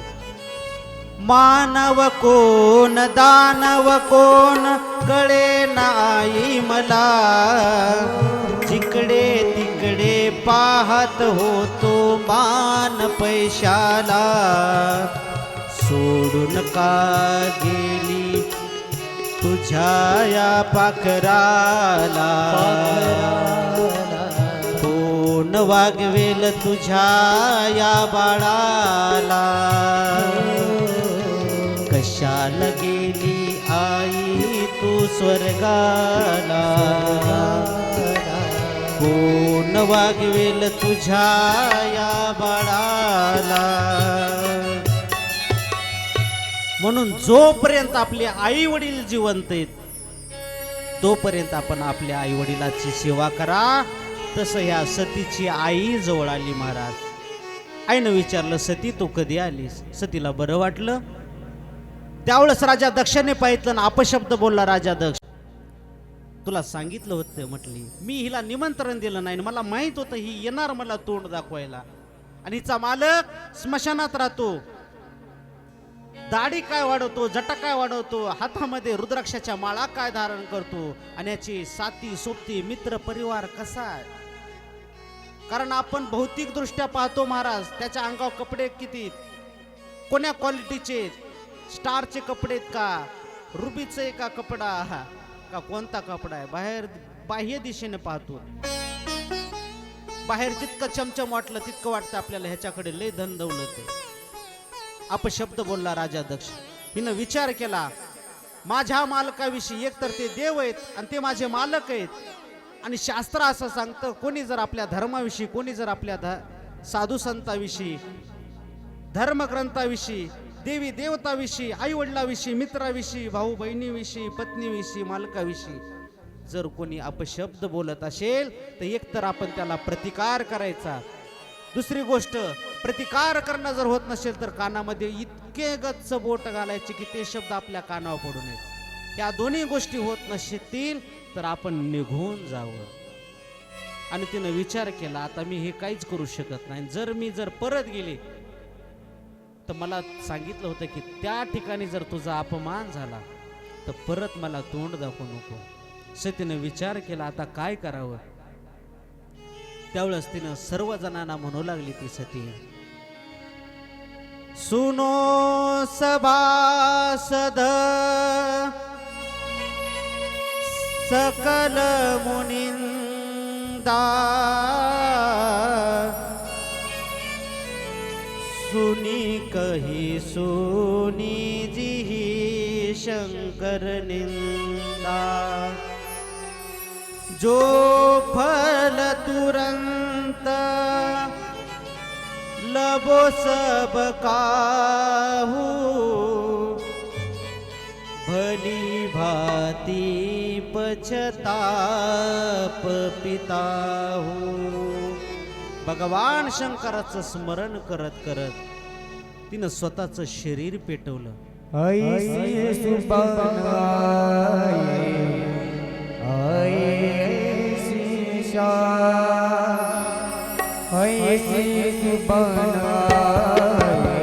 पेटवलं आणि तिनं शेवटची इच्छा व्यक्त केली. सती मरत हरी समरू माधा, जन्म जन्म शिवपद अनुरागा.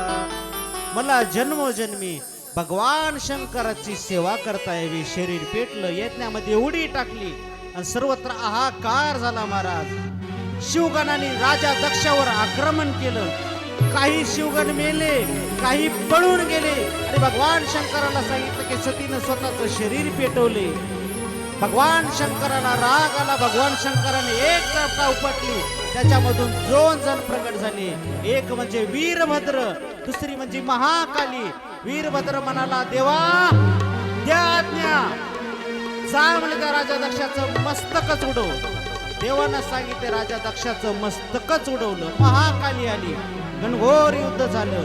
भगवान शंकर आले आणि भगवान शंकराने सतीचं शरीर घेतलं आणि तांडव नृत्य केलं. आणि त्या तांडव नृत्य करत असताना त्या सतीचे काही भाग पडले. आपल्या भारत देशामध्ये 52 भाग म्हणून 52 शक्तिपीठ आहेत. त्याच्यातली 3.5 शक्तिपीठ आपण ज्या राज्यामध्ये राहतो, या महाराष्ट्र या राज्यामध्ये 3.5 शक्तिपीठ आहेत. कोल्हापूरच्या महालक्ष्मी, तुळजापूरच्या तुळजाभवानी माता, माहूरच्या रेणुका माता आणि वणीच्या सप्तशृंगी माता. कुठं या सतीचा हात पडला, कुठं बोट पडले, कुठं डोळा पडला, कुठं नाक पडलं, कुठं पैंजण पडले, कुठं बांगड्या पडल्या, कुठं मंगळसूत्र पडलं. हे असे अनेक ठिकाणी अनेक भाग पडले. म्हणून या जगदंबा मातेची सुद्धा आपण कृपा प्राप्त करून घेतली पाहिजे. 1 वाजला महाराज, फक्त 5 मिनिटाची इंटरव्हल, 1:30 वाजता आपल्याला आरती करायची, पुन्हा 1 आपल्याला कथा श्रवण करायची. भगवान शंकराचा दुसरा विवाह झालाय, ते म्हणजे पार्वती सोबत. मग ही पार्वती कोण आहे, कशी, तिची कथा श्रवण करायची. 5 मिनिटाची विश्रांती. नम पार्वती राम जय राम, जय जय राम. ओ जपे जातु बंदे, जपे जातु बंदे, शुभ और शाम. श्री राम जय राम, जय जय राम. जय हो. श्री राम जय राम, जय जय राम.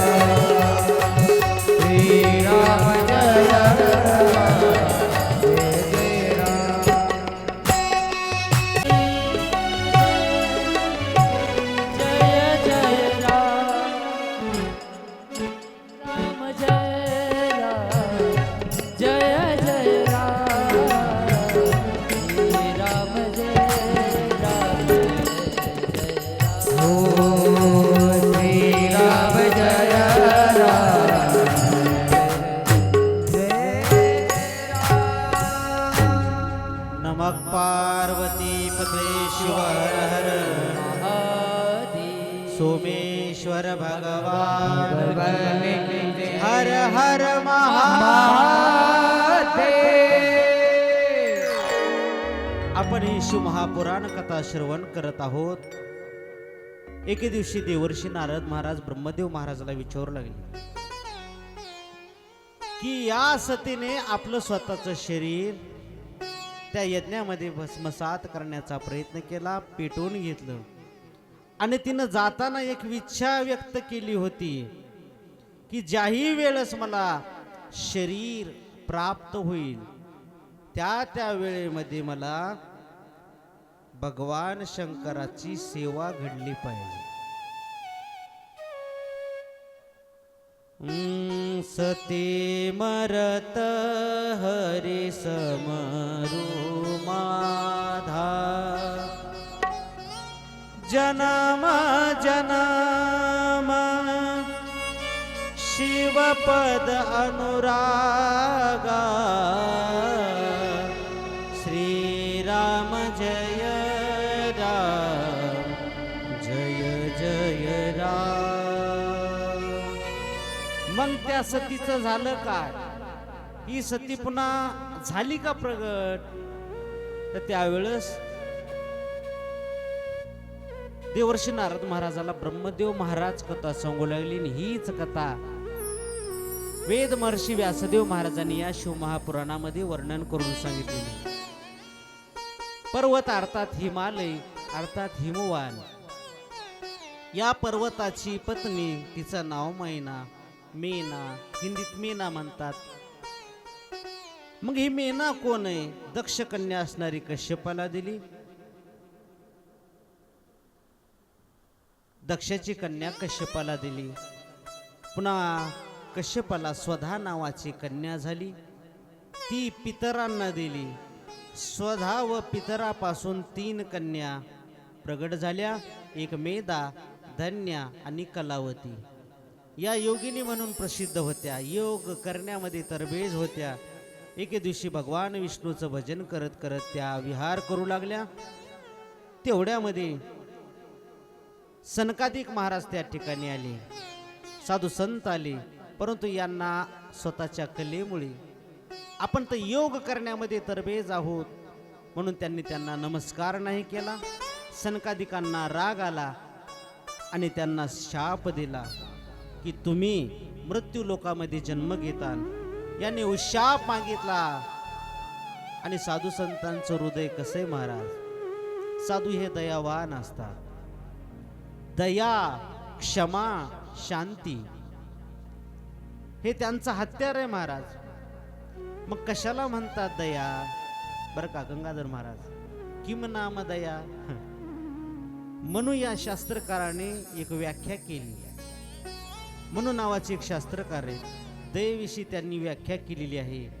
परे वा बंधू, वर्गे वा मित्र, द्वेष्टी अरिवा सदा, आपन्ने रक्षणव्यंतु दयेशा परी कीर्तिताहा.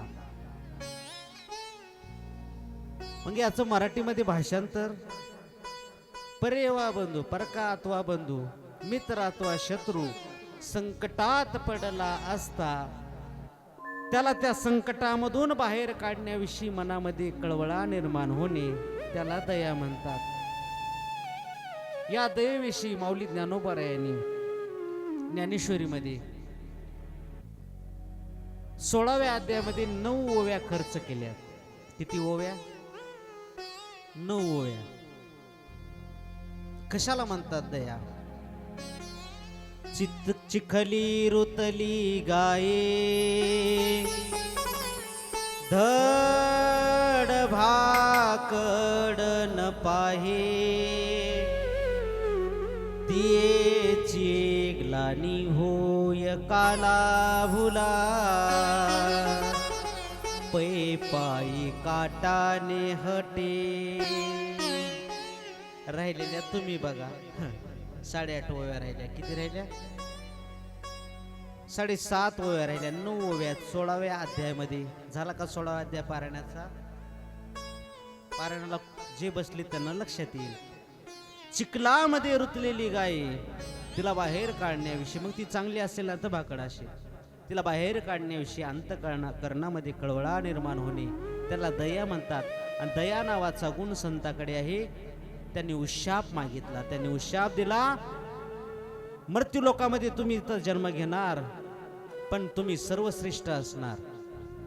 मेनीला सांगितलं तू तुझ्या घरी पार्वती जन्माला येईल. धन्याला सांगितलं तू जनकाची पत्नी होशील, तुझ्या घरी सीता साहेब प्रगट होईल.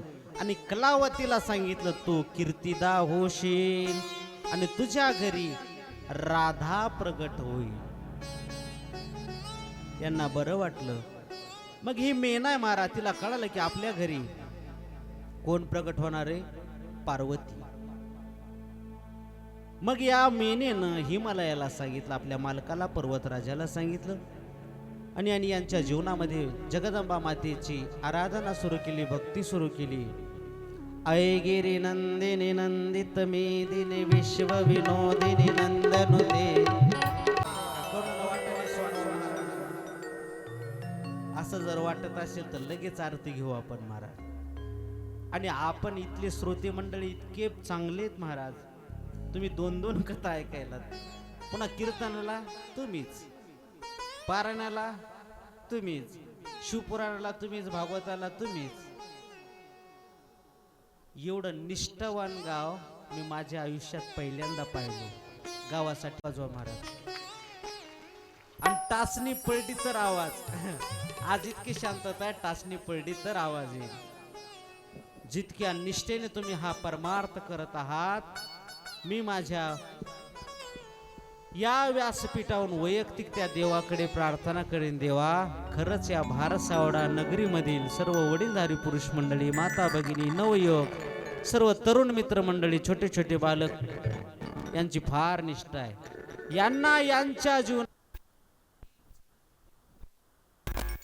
ही माझ्याकडून वैयक्तिक त्या देवाला प्रार्थना असेल. मग या हिमालयाने मेनीने जगदंबेची आराधना केली आणि त्यांच्या घरी प्रत्यक्षामध्ये आदिमाया शक्ती जगदंबा प्रगट झाली. जगदंबा माता की. जे वाटल ते नाव घेऊ लागलं महाराज. कोणी तिला काली म्हणू लागलं, कोणी तिला तारा म्हणू लागलं, कोणी षोडशी. हे नाव लक्षात ठेव बरं का. जर कोणाला मुलगी झाली तर हे माता पार्वतीचे नाव आहे. कोणाचे नाव आहे?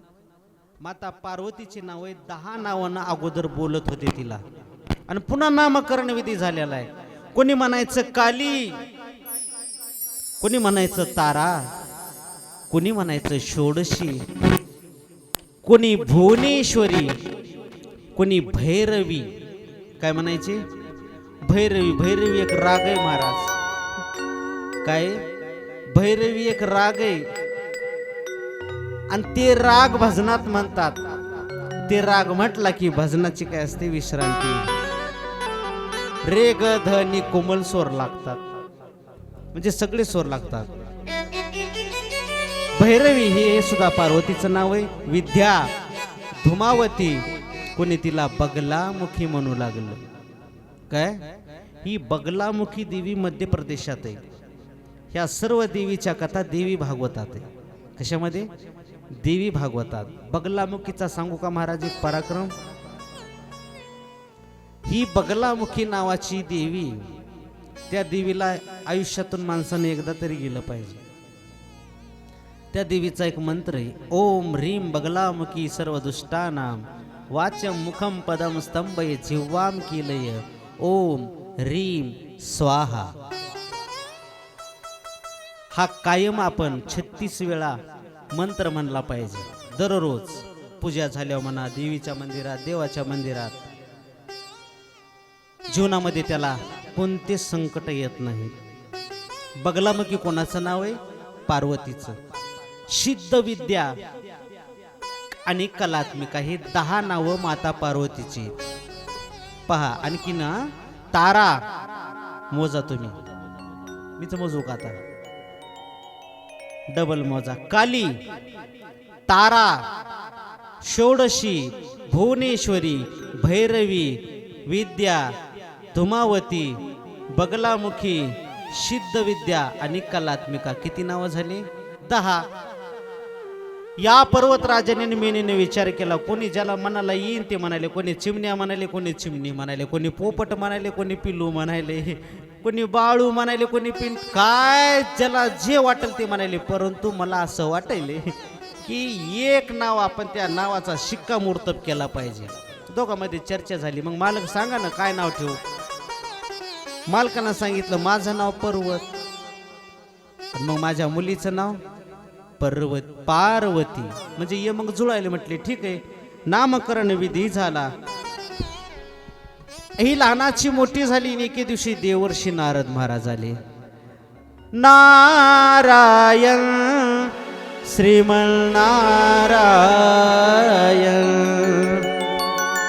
नारायण श्रीमन्नारायण नारायण नारायण नारायण नारायण. देवर्षी नारद महाराजांचं आगमन झालं आणि या पर्वतराजांनी त्यांचं स्वागत केलं महाराज. आणि स्वागत केल्याच्या नंतर या पर्वतराजाने आपल्या कन्येविषयी विचारलं. कोणाविषयी? माझ्याकडे लक्ष द्या. कन्येविषयी विचारलं की ही पार्वती माझ्या जीवनामध्ये मला प्राप्त झाली, पण मला देवर्षी नारद महाराज तुम्ही हिचं भविष्य सांगा. काय सांगा? भविष्य सांगा. मग काही ज्योतिषकार हात पाहून, काही जण तुमचं चेहरा पाहून भविष्य सांगत असतात. तसं देवर्षी नारद महाराज यांनी विचार केला आपण काय यांना सांगावं, परंतु खरं भविष्य सांगितलं महाराज. पर्वतराजे, तुमची जी मुलगी आहे, तुमची जी कन्या आहे, हिला मिळणारा पती हा सामान्य नाही. तो जगाचा मालक असणार आहे. तो जटाजूट धारण करणार आहे. हातामध्ये त्याच्या त्रिशूळ असेल, हातामध्ये त्याच्या डमरू असेल, सतत भस्म लावणारा, चिता भस्म लावणारा, स्मशानात राहणारा, एखाद्या पर्वतावर राहणारा, एखाद्या जंगलामध्ये राहणारा असा पती त्याला मिळणार आहे. पार्वतीला आनंद झाला महाराज. का? हे जे वर्णन आहे हे भगवान शंकराचं वर्णन आहे. आनंद झाला. परंतु पार्वतीच्या आईला दुःख झालं. काय झालं? दुःख झालं. कारण प्रत्येकाचं पाहण्याचा दृष्टिकोन वेगळा आहे. कन्या काय पाहते? कन्यावर येते रूपम. म्हणजे मुलगी, आपल्याला मिळणारा मालक हा रूपवान आहे का, तो काळा आहे का, तो कसा आहे. म्हणजे कन्यावर येते रूपम माता वित्तम. माता काय बघते?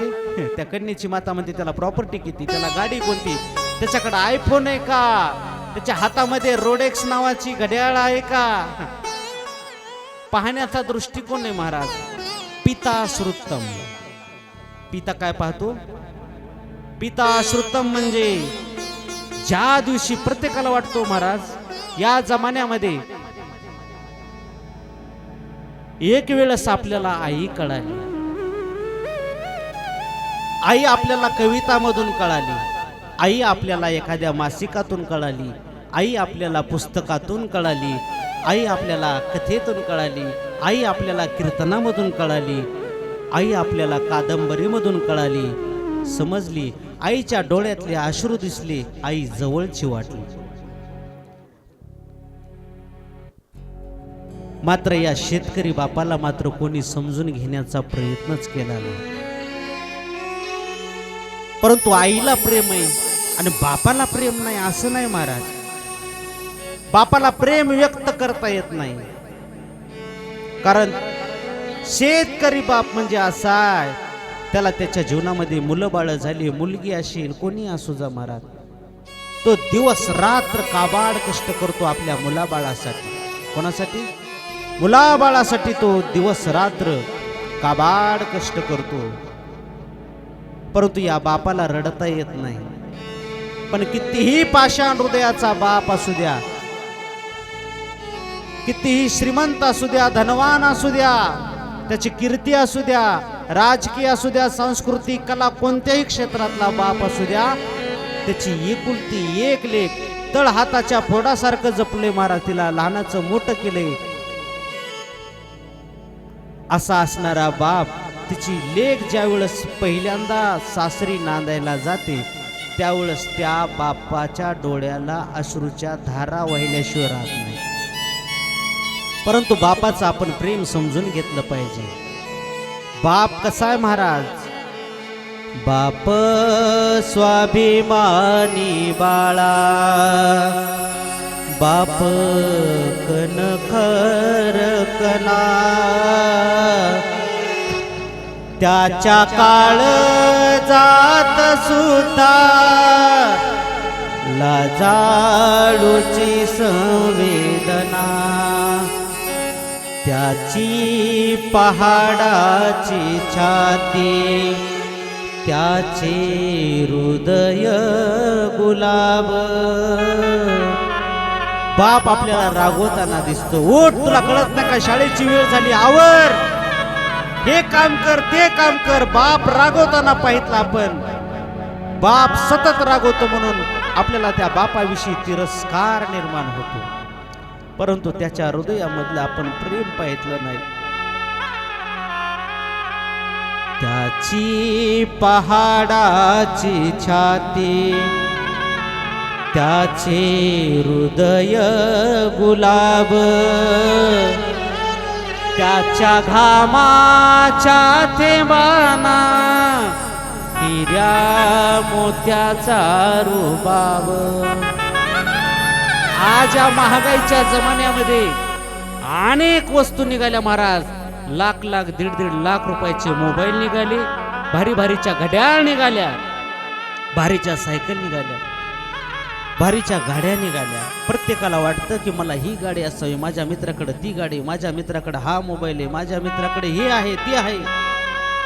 परंतु हात जोडून विनंती महाराज, आपल्या मित्राने एखादी गोष्ट घेतली, एखादी वस्तू घेतली, त्याची ऐपत असेल, त्याच्या बापाची ऐपत असेल, आपल्या बापाची ऐपत नाही. परंतु प्रत्येक बाप विचार करतो आपल्या मुलाबाळासाठी की मला माझ्या छकुल्याला, मला माझ्या सोनीला, माझ्या मुलीला कधीच कमी पडू देणार नाही. पण आपण त्यांच्या कष्टाचा विचार केला पाहिजे. त्याच्या प्रत्येक घामाच्या थेंबाची किंमत मोजली पाहिजे महाराज आपण. त्याचा घाम, त्याचं आटणारं रक्त, त्याची किंमत मोजली पाहिजे. बापाच्या काबाड कष्टाची आपण कधीतरी किंमत केली पाहिजे. बाप कसा आहे महाराज? बाप तलवार ढाल, जशी पेटती मशाल, बाप जागतो म्हणून घर झोपते खुशाल. बाप घराचा तो पाया, बाप घराचा पाया आहे. जर पायाच जर घसरला तर त्या घराला घर पण राहत नाही. बाप घराचा तो पाया, आई कळस त्यावर, जेव्हा खच तो ना पाया, तेव्हा कोसळते घर. आपल्याला वाटतं की आपल्या घरातील आपला वडील, आपले बाप, आपला बाप हा उलाढाली करतो, याच्याकडून पैसे आण, त्याच्याकडून पैसे आण, काहीतरी कुटाने करतो. कशासाठी? की माझ्या मुलाबाळांचं लग्न अगदी थाटामाटामध्ये व्हावं, माझ्या मुलाबाळांचं शिक्षण चांगल्या प्रकारे व्हावं, हा त्याचा प्रयत्न असतो. जेही काही उलाढाली करतो, कशासाठी करतो महाराज? फक्त आणि फक्त घरासाठी. जगाच्या शिव्या घेतो, शाप घेतो. उलाढाली करतो हा बाप फक्त घरासाठी शिव्या शाप या जगाचे बाप घेतो आपल्या माथी. म्हणून या बापाच्या काबाड कष्टाचा आपण विचार केला पाहिजे. आणि असा बाप, असे आई वडील जर आपले थकले तर थकल्यावर त्यांचा आधार बनावं लागेल. आधार कार्ड वेगळं महाराज, त्यांना वाऱ्यावर सोडून दिलं न पाहिजे. बाप थकल्यावर ते त्यांचा बनावा आधार. काय उपयोग पुन्हा किती घातले पितर. जोपर्यंत आई वडील आहेत तोपर्यंत आपण त्या आई वडिलांची सेवा केली पाहिजे. का सकळ तीर्थांची धुरी जे का माता पितरी तया सेवेसी कीर शरीरे लोन कीजे. आई वडिलांची जोपर्यंत आपले आई वडील आहेत तोपर्यंत सेवा करा. तुम्हाला कोणाची सेवा करायची गरज नाही. सगळे देव त्या आई वडिलांच्या चरणाजवळ आहेत महाराज. तसं या पर्वतराजाने विचार केला आणि देवर्षी नारद महाराजांनी सांगितलं की पार्वती, तुला भगवान शंकरासोबत विवाह करायचंय तर तू भगवान शंकराच्या भजन कर, नामस्मरण घे, शिवलिंगाची पूजा कर. त्या दिवसापासून त्या पार्वतीने भगवान शंकराच्या शिवलिंगाची म्हणजे पार्थिव शिवलिंगाची पूजा केली. आज 5 दिवस झालेत. या 7 दिवसाच्या काळामध्ये आपण एकदा तरी पार्थिव शिवलिंगाची पूजा घरी करा, कुठंही करा महाराज. इथं जोपर्यंत शिवलिंग म्हणजे आपली शिवकथा सुरू आहे, पार्थिव शिवलिंगाची पूजा सुरू केली, नामस्मरण घ्यायला सुरुवात केली. भगवान प्रसन्न होईने आणि देवाला विनंती केली, देवा भोले बाबा दया करना, मैं तेरे भरोसे हूँ. शंभू बाबा दया करना, मैं तेरे भरोसे हूँ. ना घर के भरोसे हूँ, ना परिवार के भरोसे हूँ. बोले बाबा दया करना, मैं तेरे भरोसे हूँ. आणि भगवान शंकर प्रगट झाले पार्वती साहेबासोबत. सांग म्हटले तुझी काय इच्छा देवा, तुम्ही माझा पत्नी म्हणून स्वीकार करावा. तथास्तु. तिने घडलेला प्रकार आपल्या आई वडिलाला सांगितला की मला भगवान शंकरानं वचन दिले की मी तुझ्यासोबत विवाह करायला तयार आहे. भगवान शंकरानं ठरवलं आपण हिची परीक्षा घेतली पाहिजे. भगवान शंकरानं स्वतः तिची परीक्षा घेण्यासाठी ठरवलं. परीक्षा घेतली, तिच्यामध्ये उत्तीर्ण झाली आणि मग सर्वजणांनी विनंती केली.